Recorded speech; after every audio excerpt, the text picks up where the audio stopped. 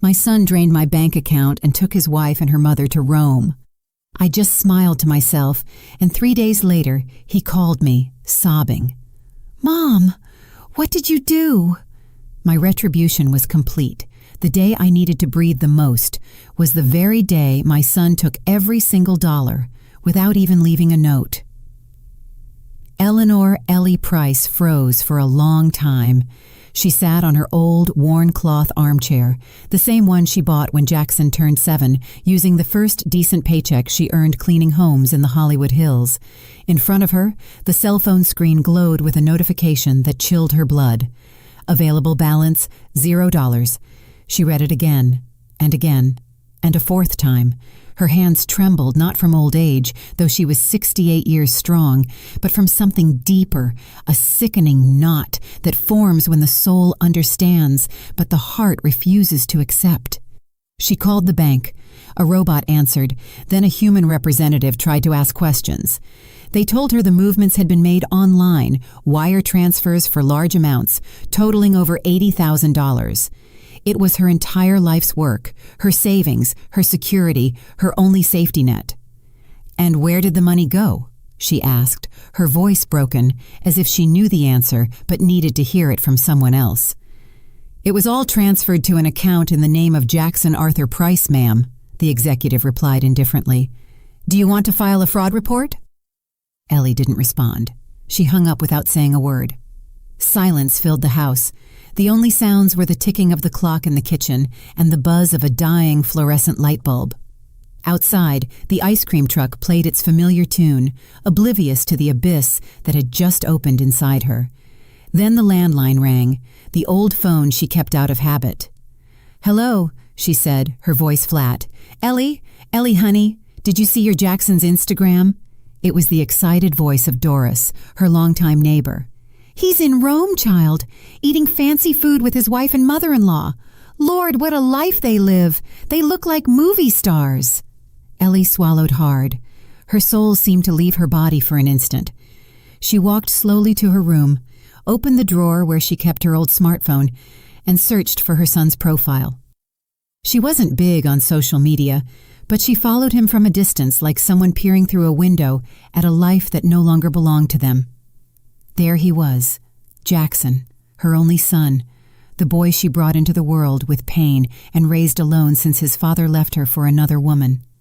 The same son she gave everything to, even the family land her parents left her so he could go to college. He was smiling, a glass in hand, dressed in a crisp white shirt, embracing Tanya, his wife, and Rhonda, the mother-in-law who always looked down her nose at Ellie. The photo caption read, "Rome, my new beginning. I deserve this." And in the comments, Tanya had written, "Good things come to those who wait. Thanks for everything, Mama-in-law," with a money emoji. Ellie didn't cry. She didn't scream or break anything. She just stood there, holding the phone like a burning brick. Then, without anyone to notice, she smiled. But it was a different kind of smile, as if she finally understood something she had avoided seeing for years.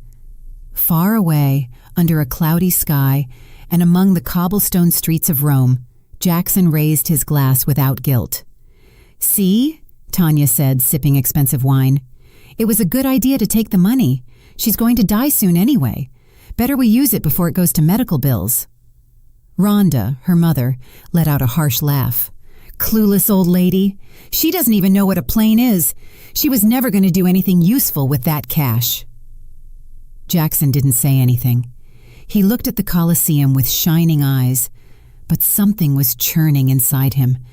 But he kept quiet, just as he had learned to do since he was a boy and was hungry, and his mother would tell him, "Hold on, baby. We'll have it tomorrow." The walls of Ellie's house seemed older that night. Everything was in its place, but nothing felt the same. On the shelf were photos of Jackson, small, in preschool, in his first middle school uniform, the day he received his college diploma. Everything she had done, she did for him. At 18, she sold her engagement ring to pay for his high school. At 23, she gave him the family land her daddy left her. At 30, she helped with the wedding expenses, even though Tanya never cared for her. Ellie cooked for him, washed his clothes, and cleaned up after him, and he only drifted further away. "Mom, you don't understand this world," he'd say dismissively. "Things aren't done like they used to be. Tanya and I have big plans, and son, I'm part of those plans. You'll always be in my heart, Mama, but you can't be tied to me for life." A week before discovering the betrayal, Ellie had tried to visit Jackson at his apartment in Studio City. She brought a tray of her famous fried chicken and collard greens that she made herself. She rang the bell. No one opened the door. She waited under the sun, sitting on a bench for 2 hours until the doorman approached her. "Are you looking for Mr. Jackson Price?" "Yes, I'm his mother." "Ah, well, I was instructed not to let you in if you come unannounced." Ellie swallowed. "And why is that?" "I couldn't tell you, ma'am, but that's what they told me." She walked back home. She didn't take the metro bus. She wanted the air to hit her face, even if it was hot and dirty. She thought of every meal she denied herself, every dawn she worked overtime, every penny she saved for her son. That same night, Doris came to visit. She brought pecan pie and coffee. "You've always been strong, Ellie. Don't let this break your heart. Jackson is young. Maybe he'll come to his senses." Ellie sighed, her gaze distant. "Do you think children ever regret it, Doris?" "Yes, of course they do. When their mother isn't around, they realize everything." "Well, I hope it's not too late when he realizes." "And what are you going to do?" Ellie looked up. In her eyes was something different, something that hadn't been there before. "I'm going to smile, just like they taught me." Doris frowned. "Smile? What do you mean?" "I've cried enough, Doris. Now I'm going to smile in silence because I have nothing left to lose." And when a woman has nothing left to lose, she becomes dangerous. Meanwhile, night was falling in Rome. Jackson was stepping out of the shower when he heard Tanya's voice on the balcony speaking on the phone. "Yes, we did it. The old lady never even knew. The money's here. Tomorrow we open the account in Spain and we get rid of Jackson. Yes, of course, he thinks we're in this together. Such a fool." Jackson stopped. He didn't move. He felt the water freeze on his skin. He didn't say anything. He went back to the room as if he hadn't heard a thing. He lay down next to Tanya, who pretended to be asleep. He closed his eyes, but something had changed, and he didn't know yet that the worst was coming. Back in South Central Los Angeles, Ellie was preparing a cup of chamomile tea. The night was thick. The streetlights flickered. Outside, dogs fought over a trash bag. Inside, she picked up her notebook, the one she used to jot down recipes she never got to cook. She wrote something with her shaky handwriting. "This is not the end. It is the beginning of my silence, and my silence will hurt more than any scream."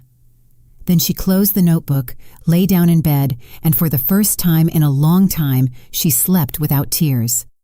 And while she slept in her humble home, her son in a hotel suite in Rome checked his phone. He found a bank notification. "Account blocked due to suspicious activity." "What?" he muttered, staring at the screen.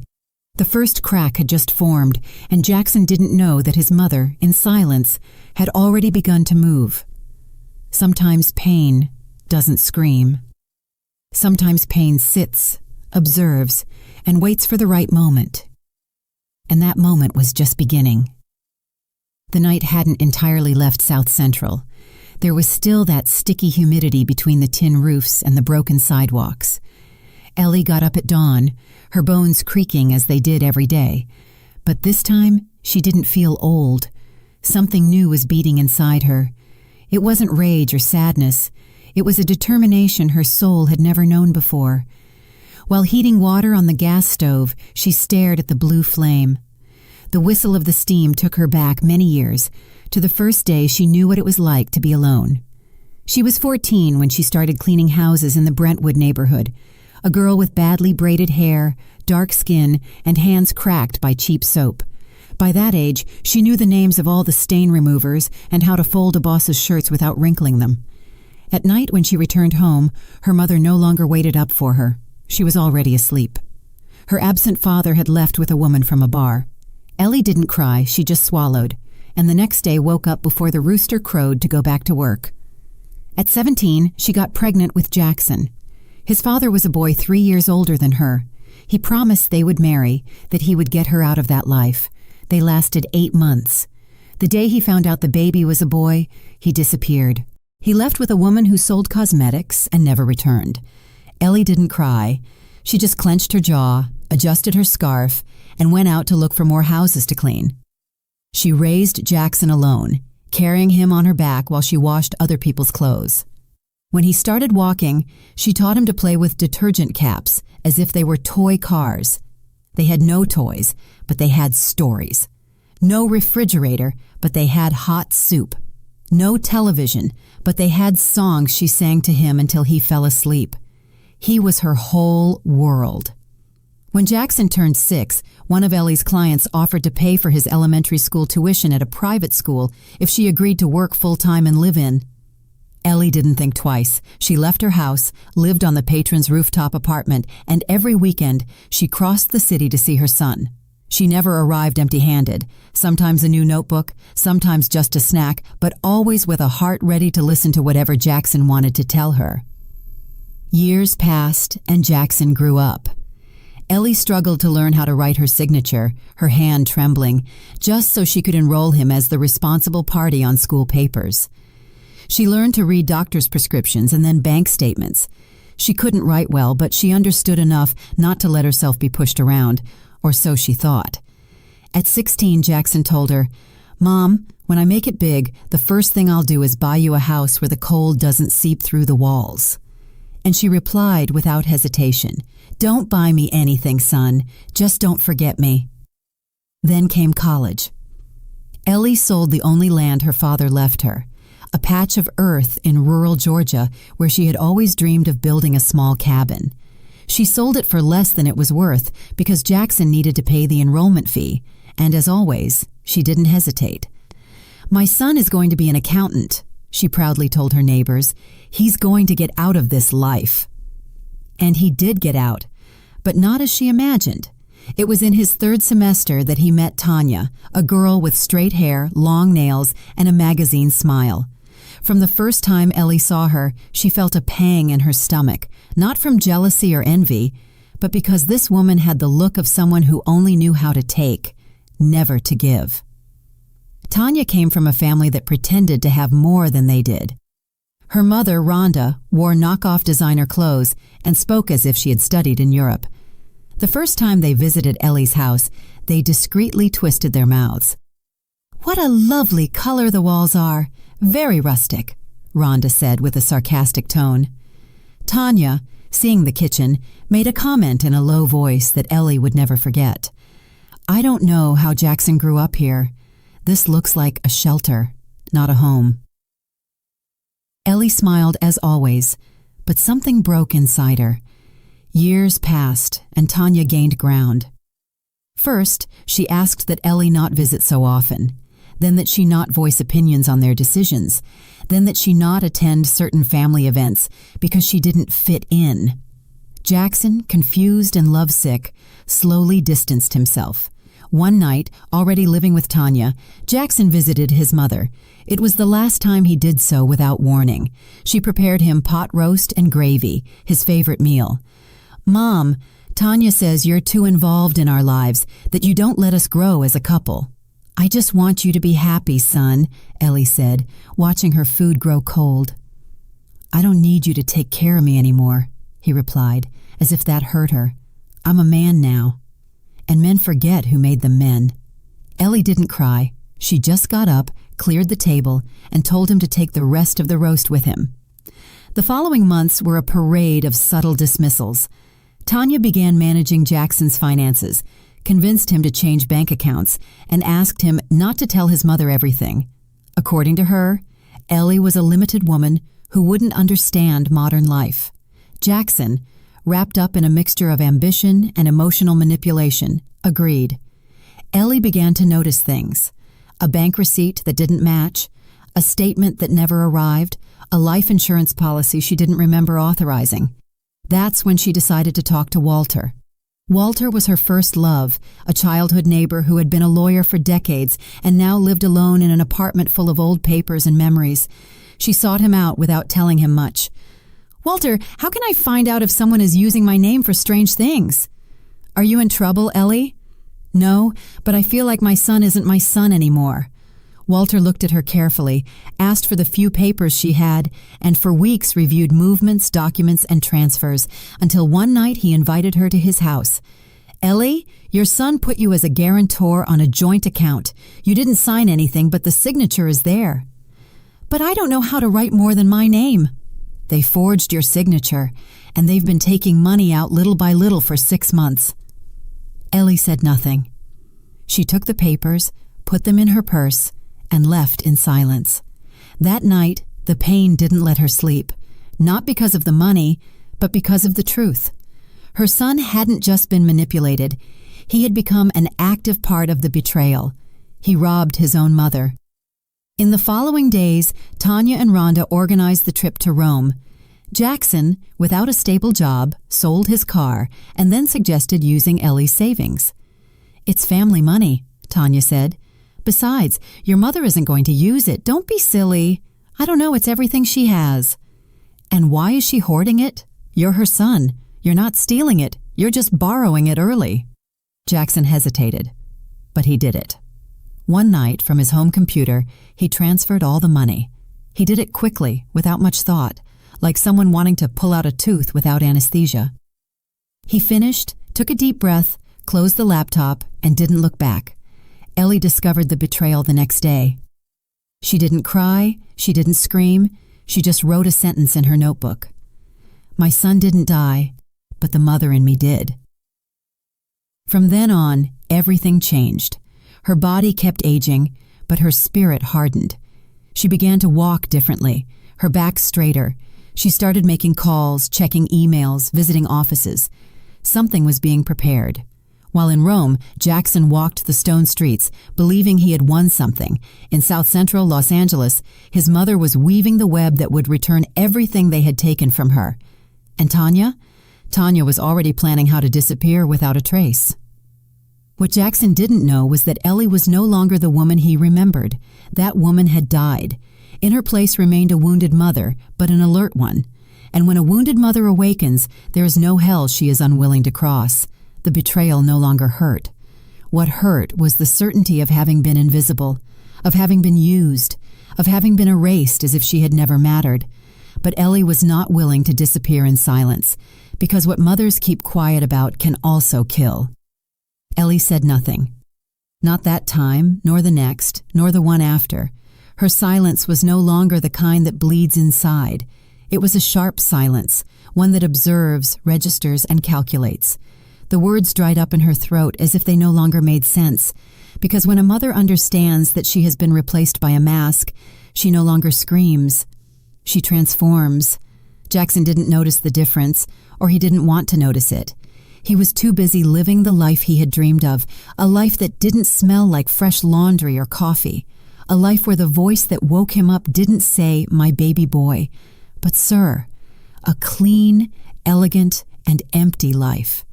Tanya settled into his world as if she had always been its owner, and he, enchanted, let her. He was fascinated by how she spoke with words Ellie never used, how she walked gracefully in high heels, how she referred to things as if everything belonged to her. But behind her easy laugh and filtered photos was a subtle, cruel, and precise machine. Tanya knew what she wanted, and she wanted it fast. A name, a surname, an account, and a man who could sustain her facade. The first comments came disguised as jokes. "Honey, why does your mother always have to have an opinion on everything?" "I don't want our child to grow up surrounded by poverty-level thinking," she said while doing her nails in the living room. Jackson let out an uncomfortable laugh. "It's not that she wants to have an opinion, it's just hard for her to let go of control. She's always been like that." "It's not control, it's pity disguised as love. Women like your mother think they're martyrs for raising kids alone, but they don't realize that the past doesn't give us the right to drag others down. I don't want that for you or for me or for our children." Little by little, Tanya began deciding when they could visit Ellie and when they couldn't.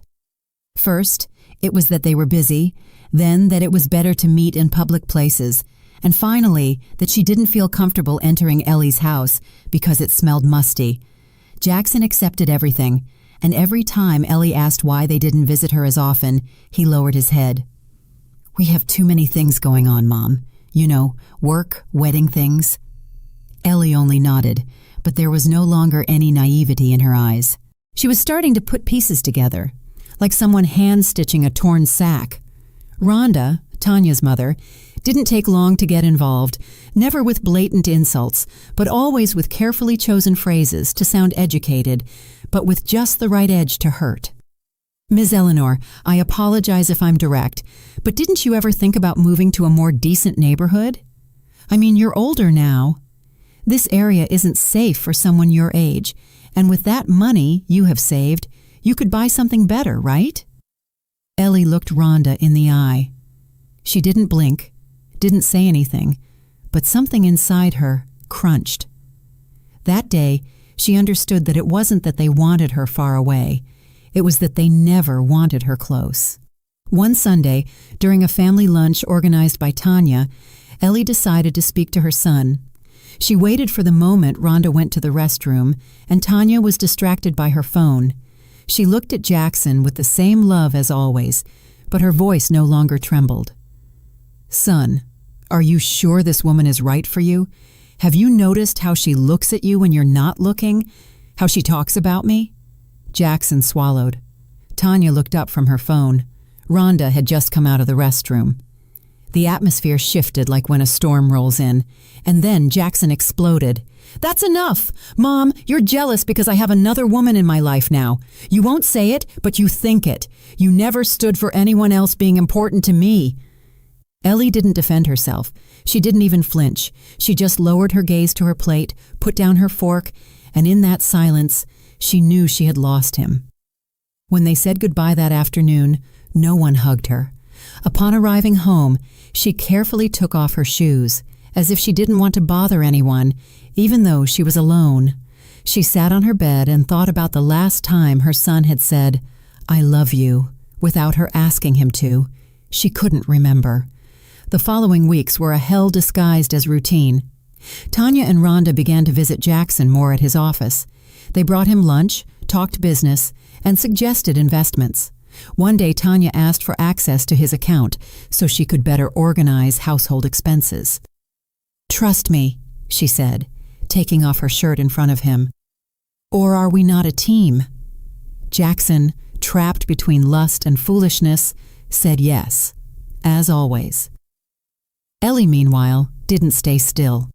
She knew something was wrong, but she didn't know how to prove it. That's when she reached out to her neighbor Brenda, a woman who had been an accountant for 20 years at a pharmaceutical company and was now retired, teaching neighborhood children to add and subtract. "Brenda, I need you to explain something to me. How can I tell if someone is messing with my accounts?" Brenda frowned. "Your son?" "Yes. Do you have access to your bank statements?" "They don't come to me anymore." "And transfers?" "I've never made one. I don't even know how to do that." For several nights, Brenda taught Ellie how to access the bank portal on her cell phone, how to review movements, and how to identify deposits and withdrawals. The first time she saw the list of transactions, Ellie felt the world falling on her. Large amounts, recent dates, transfers that coincided with the days Jackson visited or asked for some document, money leaving without explanation. "He had access. He asked me for it to do some paperwork. He said it was for insurance. Ellie, it's not paperwork. It's theft." Her heart broke in two, but she didn't cry. Instead, she asked for a notebook and began writing down every single transaction, day, time, amount. Every dollar stolen had a name attached to it. One Friday night, when everything seemed lost, Brenda showed her something else. "See this transaction? They signed your name here to activate a joint account, but the signature isn't yours. It's a crude copy." Ellie touched the screen as if touching an open wound. They didn't even bother to hide it well. "What are you going to do?" Ellie closed her phone, took a deep breath and said, "Nothing, not yet." Meanwhile, in Rome, Jackson began to feel uneasy. Not from guilt, but because Tanya no longer looked at him the same way. She had changed. She no longer kissed him with enthusiasm. She spent hours on her phone, laughing to herself. And Rhonda? Rhonda no longer bothered to pretend she tolerated him. One night he heard a conversation between them while pretending to sleep. "It's done. Why keep pretending? As soon as we get back, we're selling everything and ditching him. And if he finds out?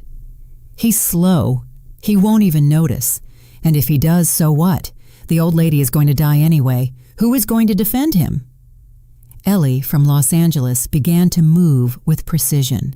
She visited a bank office, requested the complete statements, printed them, and put them in envelopes. Then she went to the public registry to ask if there were properties under her name that she didn't remember signing. There, she discovered something even worse. Jackson had tried to register her house as a shared investment property using altered documents.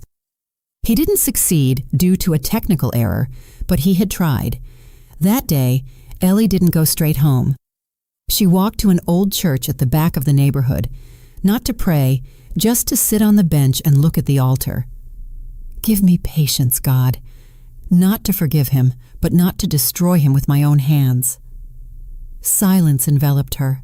When she returned, she turned on the radio, played a blues song, and began to knit. But what she was knitting wasn't clothing, it was revenge. The seeds of ingratitude were already sown, and they were germinating. The harvest was near. Ellie knew it. She felt it in her bones, in the way the wind blew through the cracks in the door, as if coming to warn her that everything that had been buried in silence would soon sprout. The pre-dawn hours weighed less on her. The cold no longer bothered her. She just counted the days, not with anxiety, but with strategy, with calmness, like someone sharpening a knife slowly, knowing they will use it at the exact moment. One morning, while sweeping the living room with the old straw broom that had lasted so long, she decided to move the armchair to clean underneath. Beneath it were dirt, tiny papers, a dry pen, and a torn, badly folded white envelope tucked into a recycled plastic bag. She was going to throw it all away without looking, but something inside her screamed at her to check. First, she opened the bag. Inside was a document. She read it twice, without fully understanding what it said. It listed her full name, her address, and a signature similar to hers. Then she read the header, "Last Will and Testament." She felt something squeeze her chest. She sat on the floor with the document spread out on her legs and read it again. It was a will where she supposedly ceded her house and savings to Jackson in case of her death. And at the bottom, a signature, her signature, forged. She felt the silence of the house weigh more than ever. Only the clocks ticking and the distant barking of a dog broke the quiet. She didn't cry, she wasn't surprised, but this time something did break inside her. It wasn't the betrayal, it was the confirmation. She called Walter. "Come over. What happened?" "I found what you needed to see." 2 hours later, Walter was sitting in her kitchen with the document in hand. He read it carefully, shaking his head in negation. "This is not only illegal, it's dangerous. If he had filed it, you could have lost the house without ever knowing? Do you think it was him?" Walter stayed silent.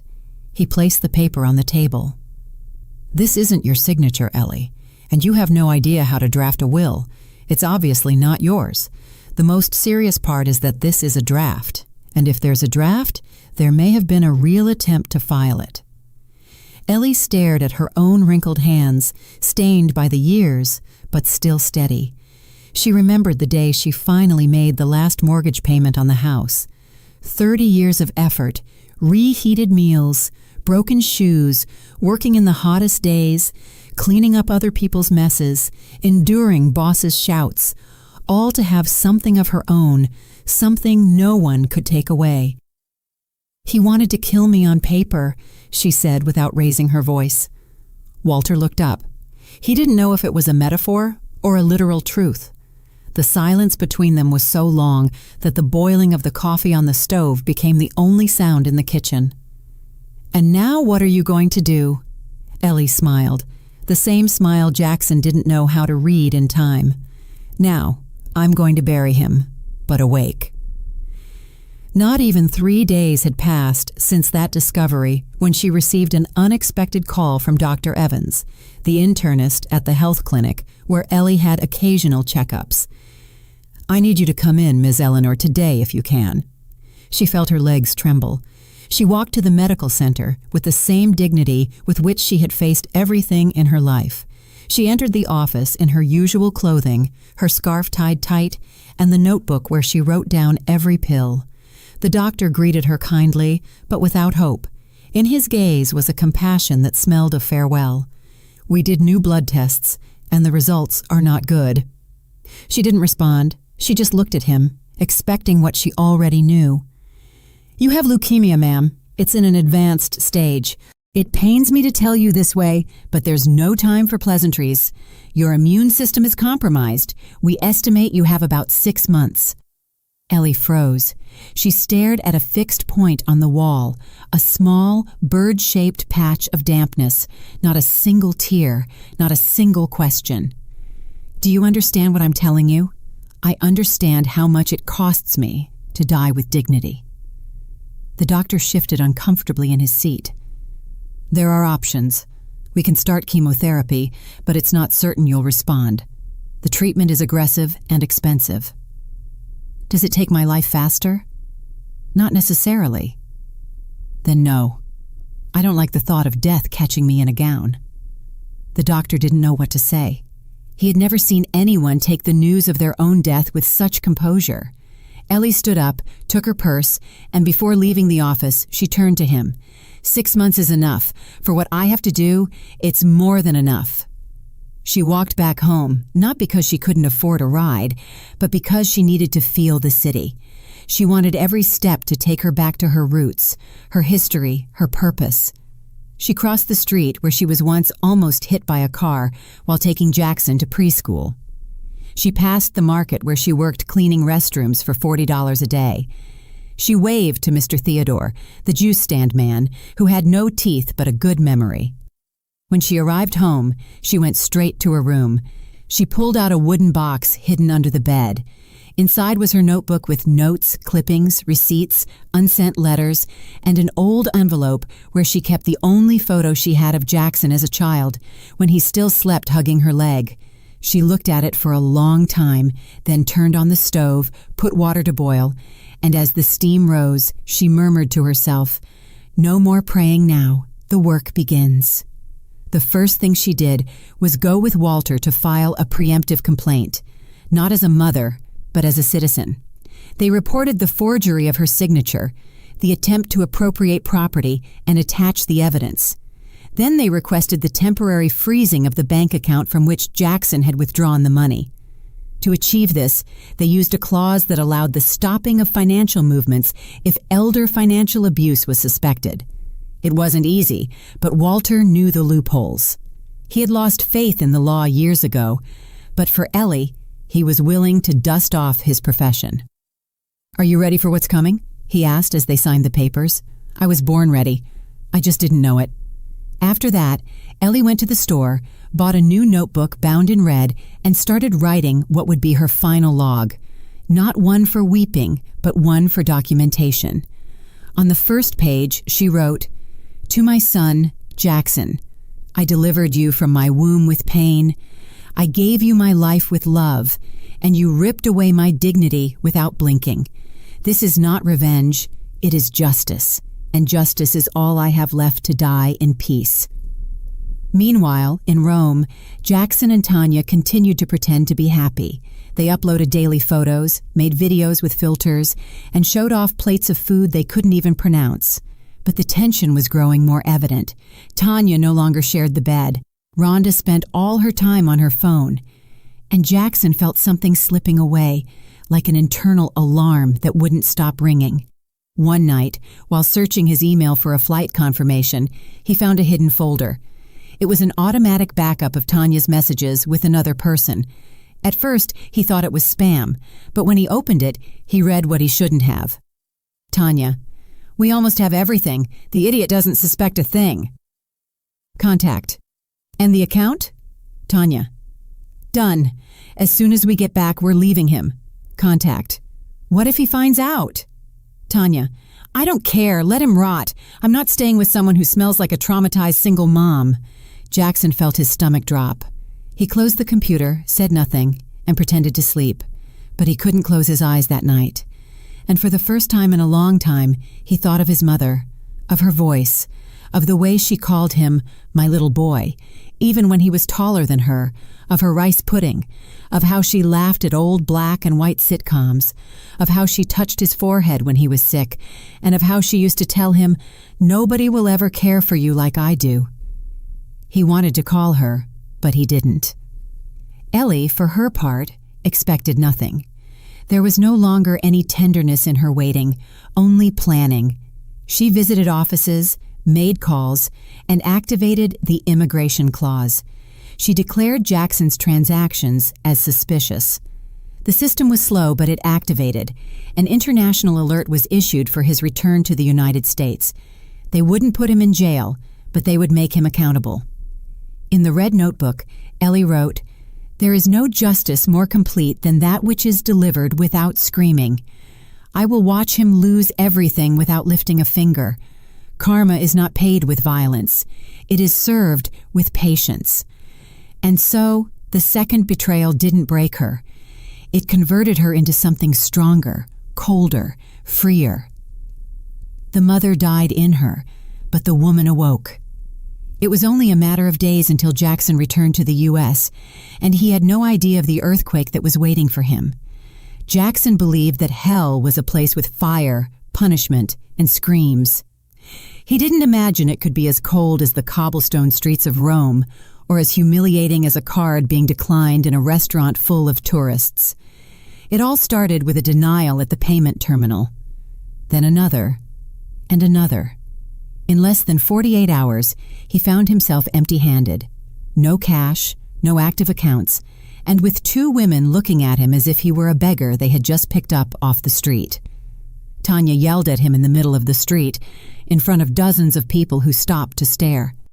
"You shameless idiot, what did you do with the money? I told you not to trust your poverty-stricken mommy. Now you've screwed us all."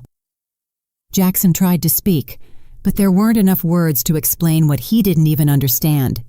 He only knew something was wrong, that the accounts were frozen, that his name had been linked to an international financial fraud investigation, and that he had to report to the American embassy the next day. That night, Rhonda looked at him with a mixture of contempt and annoyance. "I warned you, Tanya. This poor boy isn't even good for washing dishes. I'm going to a hostel. I'm not sleeping in this dump." Tanya followed her. Not a word, not a goodbye. Jackson stayed in the hotel room, alone with a half-empty suitcase and the buzz of betrayal echoing in his ears. Meanwhile, in Los Angeles, Ellie was weaving the last threads of her plan like a winter blanket. Everything fit. Every movement made sense. Walter helped her gather the necessary documents to activate the International Capital Block, relying on the complaint of fraudulent use of an elderly person's accounts. He contacted an old acquaintance of Walter's, Mr. Ernest, a federal agent in the IRS Criminal Investigation Division, and managed to activate an alert for illicit fund withdrawal, which implied a mandatory review upon Jackson's entry into U.S. territory. It wasn't revenge. There was no hate. There was justice. In her red notebook, she wrote, "Sometimes a mother's love also has to hurt, not out of hate, but for a lesson. Because what is allowed is repeated, and what is repeated rots. I didn't give birth to a thief, but the world turned him into one. And if I have to be the one to put the brakes on him, so be it." Brenda accompanied her in silence through many of those procedures. She was no longer just her neighbor. She had become her accomplice. "Doesn't it hurt, Ellie?" "Of course it hurts. It hurts like tearing off my own skin. But there are pains that heal." The meeting at the embassy was a spectacle of shame for Jackson. They made him go into a cold, windowless room with a young lawyer and a translator who spoke in a mechanical tone. They explained that there was an active complaint in the U.S., that the funds had been frozen by a preemptive order, and that he had to account for them upon his return. Jackson left with a defeated face. He felt everything crumbling. He thought of his mother. For the first time in a long time, he thought of her voice, her look, and he knew that she knew, that all of this came from her. And then, like a lost child, he dialed her number. "Mom," he said as soon as she answered. On the other end of the phone, Ellie was in her kitchen cleaning black-eyed peas with the old strainer, as if nothing unusual were happening. She recognized the voice immediately. Her hand trembled, but not enough to drop the phone. "Mom, what did you do? They took everything from me. I'm alone. Tanya left, Rhonda too. They say you did this." Ellie stayed silent, took a deep breath, and then replied with a serene, firm voice, as if speaking from a place Jackson could no longer access. "I didn't take anything from you, son. I just stopped what you were taking from me. Mom, they want to arrest me. You said you would always be there for me." "I was, until you stopped being there for yourself. Please help me. I don't know what to do." "Learn." She hung up. She gave him nothing more. No tears, no apologies, no explanations. It was the first time she allowed herself to think that her son needed to suffer to understand, because sometimes pain teaches more than love. That night, Ellie didn't sleep, not out of anguish, but because she sat down to write him a letter. It wasn't a farewell. It was an emotional testament, a letter she would leave in the red notebook on the last page. It was for him, for when he returned. "My dearest Jackson, you were my reason for getting up every morning. You were my fight, my strength, my pride. I gave you what I had and what I didn't. I denied myself food, rest, and company for you, and I don't regret it. I did it with love. But you forgot who you were. You surrounded yourself with ghosts in expensive perfume, and in their eagerness to kill me while I was alive, they forced me to wake up. I don't hate you. I couldn't. But I am no longer the woman who waits in silence for her son to remember her. Now I am the one who teaches you, even if it hurts. And if you ever truly repent, this letter will be here, not to save you, but so you can't say no one warned you." At the end of the letter, she drew a small heart. It was the sweetest thing she had left. Jackson wandered the streets of Rome aimlessly. He slept in cheap hostels. Sometimes he ate, sometimes he didn't. He had no one to call. Neither Tanya nor Rhonda answered. And he knew that his return to the U.S. wouldn't be a landing. It would be a crash. Finally, he took a return flight, scared, ashamed, with cold in his bones. He knew they were waiting for him, not with hugs, but with outstanding debts. Ellie, for her part, was ready. Her health was deteriorating, but her soul was clearer than ever. She had shaved her head before the chemo could take her hair.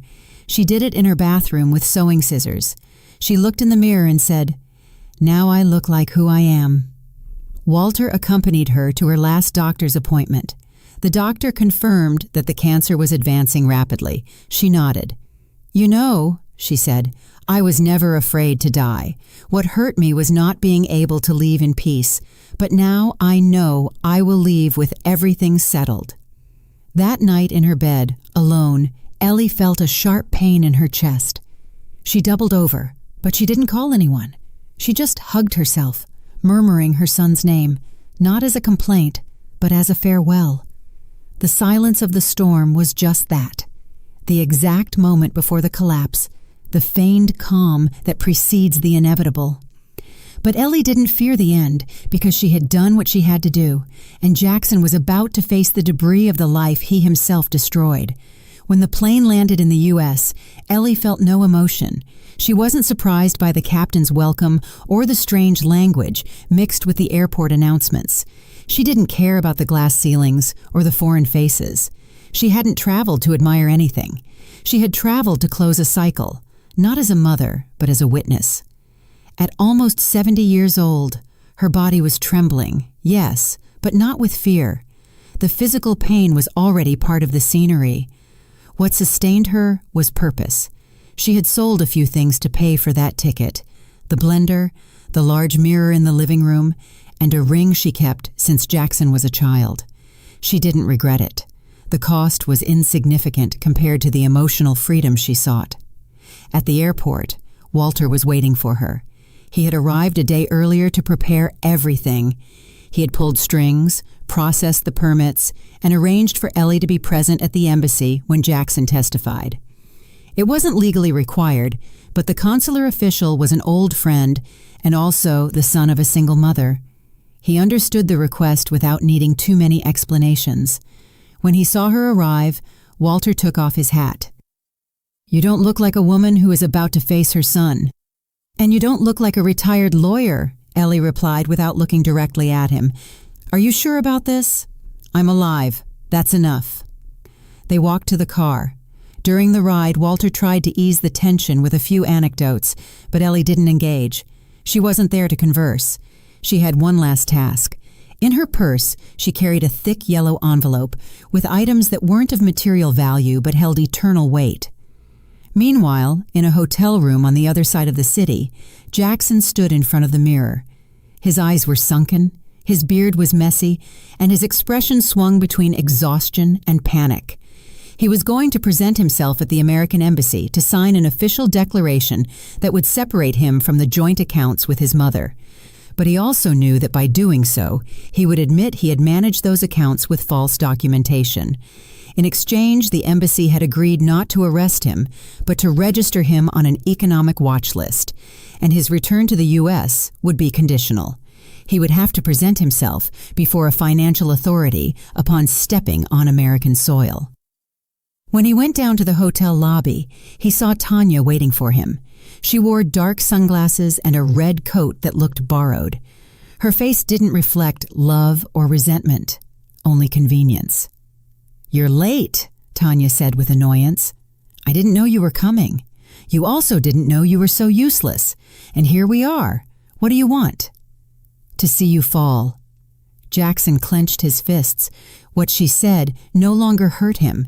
What hurt was having allowed himself to be molded by a woman who considered him disposable.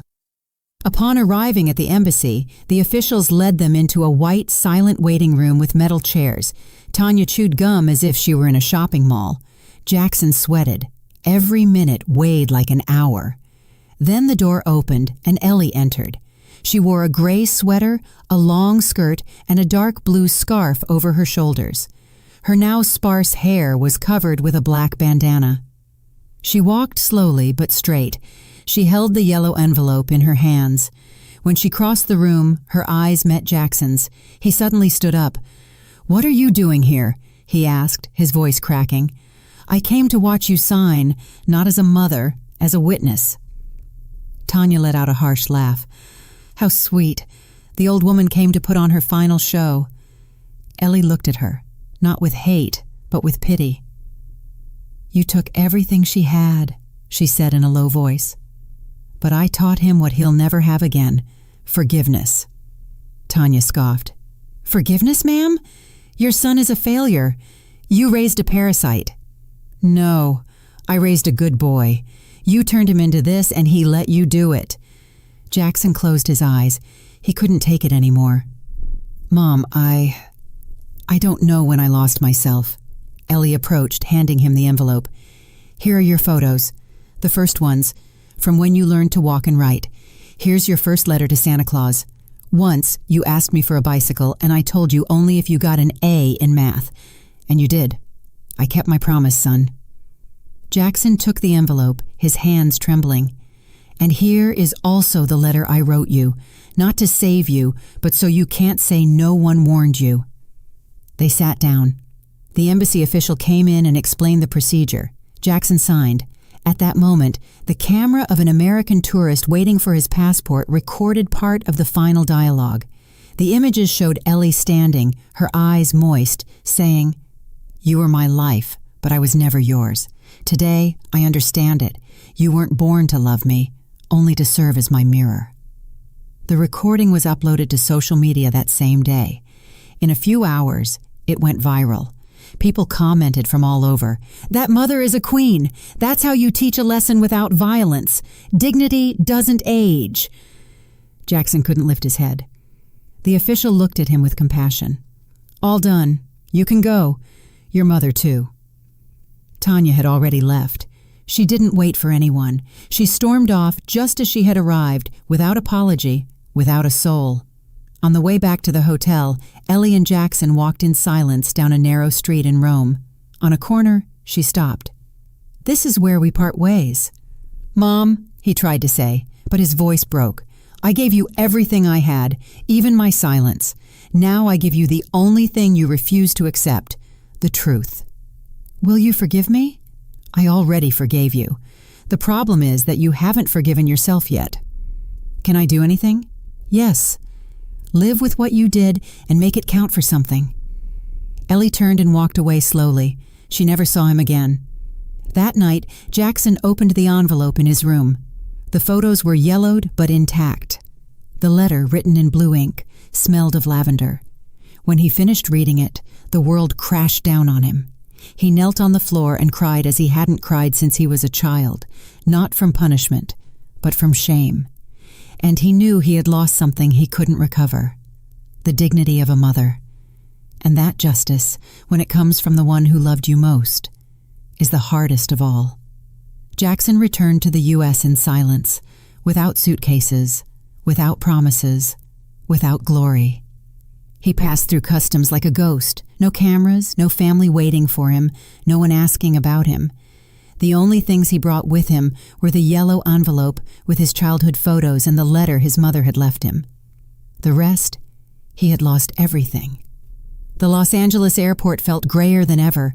The air was heavy, dense, as if his guilt floated in the atmosphere.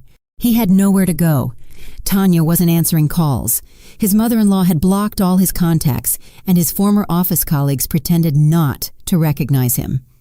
He had been exposed on social media, mocked by thousands, branded as the ungrateful son who stole from his mother to take his wife and mother-in-law to Europe. He walked the streets of the neighborhood where he grew up. South Central was the same potholes, the same graffiti on the walls, the same street vendors selling goods at dusk. But something inside him was no longer the same. Every street had an echo, a memory, a reproach. He passed his old school. He remembered when his mother walked him hand in hand, her apron smelling of bleach and her shoes worn down. She always said, "You won't live scrubbing floors like me. You'll have your own desk and your suit." And he had it for a while, until he exchanged it for lies. Ellie was already back. She had returned alone. She didn't need company. She had lived her whole life in the company of her silence, and it didn't weigh on her. She settled back into her house with cracks in the walls, the same concrete floor, and the rocking chair that creaked when she swayed. She settled into her life like someone returning to the place they should never have left. Walter brought her medicine. Brenda prepared light soups for her. The closest neighbors looked after her in spontaneous shifts, not because she asked for it, but because dignity is also honored while one is alive. She became a neighborhood legend. Some children thought she had traveled to punish the wicked, others that she was a witch, others that she had faced the mob. Only a few knew the truth, and they said nothing. Ellie didn't speak much. She listened to blues music in the afternoons. Sometimes from the doorway, she watched the neighborhood children play. She laughed with them. She gave them lollipops, listening intently when they told childhood lies. She had recovered her peace, but not her strength. The cancer was advancing slowly but steadily. Every week she seemed more fragile. Her clothes were too big. Her hands trembled more, but she never stopped walking around her house. She never let herself fall. One Sunday morning, Jackson walked to the door. He carried a bag with donuts. He had spent the whole night wondering if he should go. He hadn't slept or eaten, but something inside him demanded it. He didn't expect her to open the door. He just wanted to see her, to see if she was still breathing. From the opposite sidewalk, he saw her sitting in her rocking chair. She wore an old sweater and a shawl draped over her shoulders. Her face was thin but not defeated. She smiled at some children playing nearby. One of them brought her a flower picked from the park, and she hugged him as if he were her own blood. Jackson didn't cross the street. He just watched her. He felt a knot in his throat, walked slowly, left the bag of donuts on the porch, and left.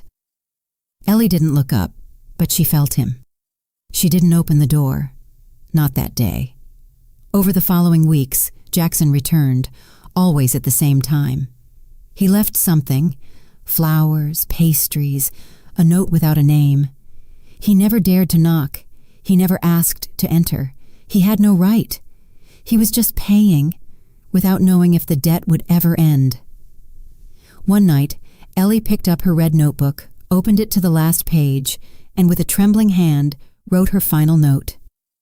It wasn't long, just enough, just like her. My son, love is not demanded, it is given. And if you have learned that, then you are not lost anymore.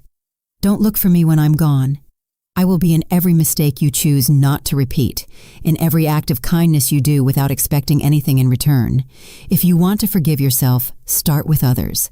And if you ever manage to see your mother in the eyes of another woman, don't fail her. That will be my redemption. She signed with her full name. She folded the letter, put it in an envelope, and wrote in black ink, "For Jackson." The morning she stopped breathing was bright. The sun streamed through the windows. On her lap were the red notebook, the envelope, and a blanket knitted by her own hands. The neighbors found her surrounded by flowers that the children had left. Her face held a serenity that few can fake. There was no drama, no screaming, only the calm after the storm. Walter arrived first. He looked at her in silence, gently closed her eyes. He didn't cry. He knew she didn't want tears.